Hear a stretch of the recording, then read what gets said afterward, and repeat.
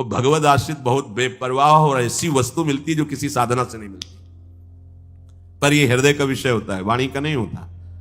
केवल वाणी के कहने से हृदय शांत नहीं हो जाएगा। निज सुख बिन मन होई की थीरा, जब तक मन में ये आश्रय जागृत नहीं होगा तब तक बात नहीं बनेगी। और ये जागृत तभी होगी, लिख लो, जब तुम्हारा अपमान होगा, निंदा होगी, शरीर किसी असाध्य रोग से ग्रसित होगा, सब तिरस्कार करेंगे, सब कोई सृष्टि में प्यार से देखने वाला नहीं होगा, तब सच्चा मदाश्रय उदय होता है।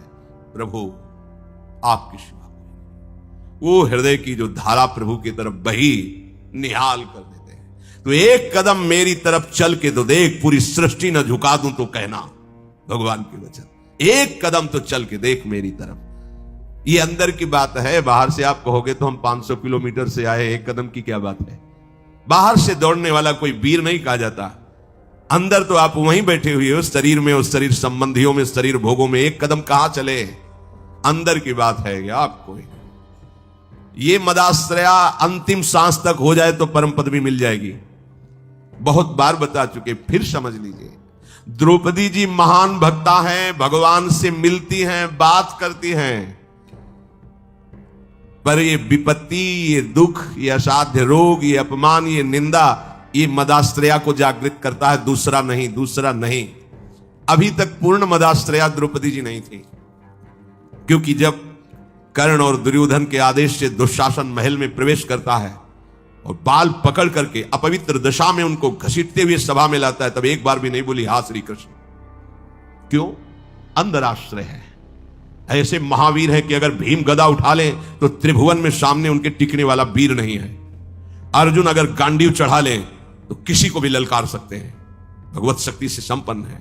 अगर युधिष्ठिर जी भाला उठा ले तो सामने कोई महावीर भी टिकने वाला नहीं है।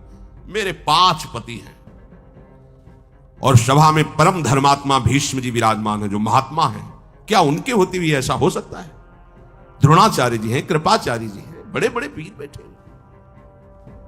एक बार भी नहीं आया कि मेरे श्री कृष्ण हैं। पढ़ के देख लो, व्यास भगवान द्वारा रचित महाभारत, उसका स्वाध्याय किया है पूर्व में। एक बार भी नहीं आया कि मेरा परम प्यारा मित्र श्री कृष्ण है ना, वो बचा लेगा। अगर ऐसा आता तो दुशासन केस में हाथ ही नहीं रख सकता था। विश्वास कीजिए, महल में ही केस नहीं पकड़ सकता था द्रौपदी के। गई सभा में, बड़ा उपहास कर रहा है कर्ण और दुर्योधन, गंदे शब्दों से बोल रहा है। नहीं बोलना चाहिए ऐसी धर्मात्माओं की सभा में। ऐसी महान देवी को ऐसे शब्द नहीं बोलने चाहिए, बड़े अपवित्र शब्द बोले। तब उनकी दृष्टि गई तो 5 पति सर झुकाए बैठे हैं, कोई देख भी नहीं रहा है। कृपाचार्य, द्रोणाचार्य सदगुरु हैं, पिता की तरह हैं, कोई नहीं बोल रहा। भीष्म जी की तरफ देखा और कहा, मैं केवल इतना पूछना चाहती हूं कि क्या केवल महाराज युधिष्ठिर को अधिकार है मुझे हारने का? क्या यह धर्म है? अगर है तो आप केवल बोल दीजिए, मैं सब कुछ सह जाऊंगी। अगर धर्म नहीं तो मैं समर्थ हूं, हर एक को दंड देने में समर्थ हूं। कान में लग करके गांधारी जी ने बाद में कहा था, धृतराष्ट्र जैसे कि होश में हो जा, पूरी सभा को भस्म करने की सामर्थ्य द्रौपदी रखती है, क्योंकि वो महान देवी कोई साधारण मां के गर्भ से पैदा हुई नहीं, यज्ञ से प्रकट हुई है। कहां कोई बात सुनने वाला? खींच रहा है दुशासन, 10,000 हाथियों का बल रखता है। द्रौपदी जी हाथ से पकड़े हुए साड़ी, थक गई। सोचा आप क्या, अभी मदाश्रया नहीं जागृत हुआ, एक बार भी कृष्ण याद नहीं आए। दांत से पकड़ लिया, अब लगा कि अब की बार के झटके में दांत से भी छूट जाएगी। स्वयं छोड़ दिया और कहा, हे गोविंद द्वारिकावास। सेकंड नहीं लगा, भगवान का वस्त्रावतार हो गया। मदाश्रया सीधे भगवत प्राप्ति। कोई भी, कहीं भी, कैसे भी। मदाश्रया के लिए शर्त नहीं है कि आप किस जन्म, किस कुल में, किस क्या कुछ, कहीं भी हो, कोई भी हो, कैसे भी हो, भगवत प्राप्ति के लिए सिद्ध बात है भगवान का आश्रय। अब जीव आश्रय लेना भी नहीं जानता, इसीलिए सत्संग भगवान देते हैं, साधु महात्माओं का संग देते हैं, जिससे तुम्हारी बुद्धि पवित्र हो और तुम भगवान का आश्रय लो। जो संत जन होते हैं वो मदाश्रया, भगवद आश्रय, ऐसे चमत्कार जीवन में प्रकट होते हैं जो भगवद आश्रित। तपस्या और साधन ये सब एक तरफ, ये बीच में ऐसे रकील खींचिए, एक तरफ मदाश्रया और एक तरफ जिस क्षण आश्रय लिया उसी क्षण से आपकी समानता करने वाला कोई नहीं रह गया। बार बार समझाने के लिए कहते हैं, जैसे बाली वैसे ही सुग्रीव, इतना भी अंतर नहीं, ना आचरण में ना बल में, किसी भी तरह समान भाई थे दोनों। और रूप भी बाली और सुग्रीव को खड़ा कर दे तो भगवान भी पहचानने में, तभी माला पहनाया था भगवान ने। एकदम एक रूप, एक बल, एक स्वभाव, एक गुण, दोनों ऐसे भाई थे।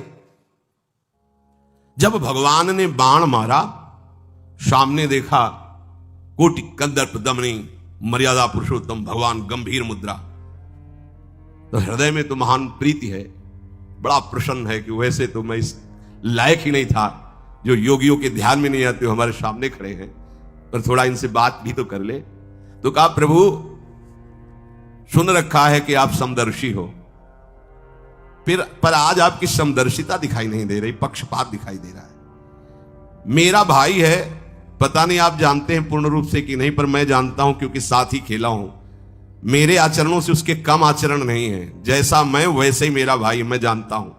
पर ये क्या, एक का पक्षपात लेके छुप के हमारी छाती में बाण मारा, मैं बैरी सुग्रीव प्यारा, क्या कारण?